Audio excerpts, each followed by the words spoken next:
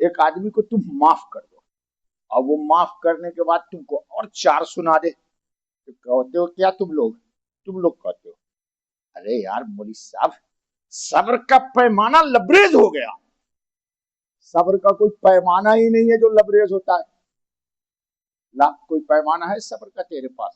اگر پیمانہ لبریز ہو گیا تو اس کا نام صبر نہیں ہے.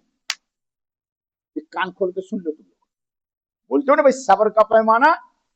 مولوی صاحب کب تک صبر کرے؟ جب تک کہ تمہیں ولایت نہ مل جائے اس وقت تک صبر کر.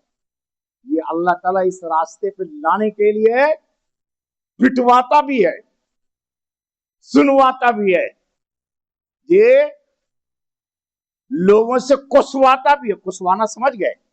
کوسنا, تانے دینا, تشنے دینا. یہ سب اس لیے نہیں ہے کہ تم کو دیا جا رہا ہے, تمہاری آزمائش ہے کہ وہاں تک پہنچنے میں ولایت کے مقام پر تم اگر سنی انسنی کر کے چلے گئے تو ولایت تمہارا استقبال کرے گی, اور اگر تم الجھ گئے, کتا بھونک رہا ہے تو آپ منزل کی طرف چلو گے یا تم بھی بھونکتے ہو؟ ارے بولنا. نہیں, تم لوگ بھونکتے ہو, منزل کی طرف نہیں چلتے ہو. جی, کتا سے مراد تانا دینے والا, تمہاری بیٹیوں پر الزام لگانے والا, تمہاری بہنوں کی عزت کو برسرے بازار اچھالنے والا. کیا تم اس کو بلا کے گھر چائے پلاتے ہو؟ اللہ کے گھر میں بیٹھو, کبھی بھی نہیں پلا سکتے. لیکن وہ کبھی ایسا کرواتا ہے. کیوں کرواتا ہے؟ کہ آزمانا چاہتا ہے کہ یہ ولایت کا مستحق ہے یا نہیں ہے.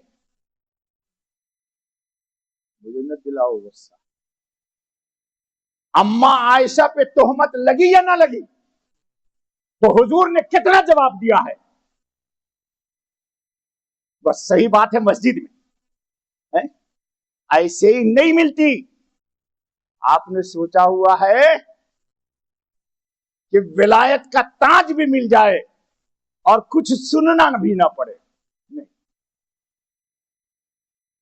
تاریخ میں ایسا کچھ بھی نہیں. آزمائش ہوگی. وَلَنَبْلُوَنَّكُمْ بِشَيْءٍ مِّنَ الْخَوْفِ وَالْجُوعِ وَنَقْصٍ مِّنَ الْأَمْوَالِ وَالْأَنفُسِ وَالثَّمَرَاتِ. یہ تو قرآن کا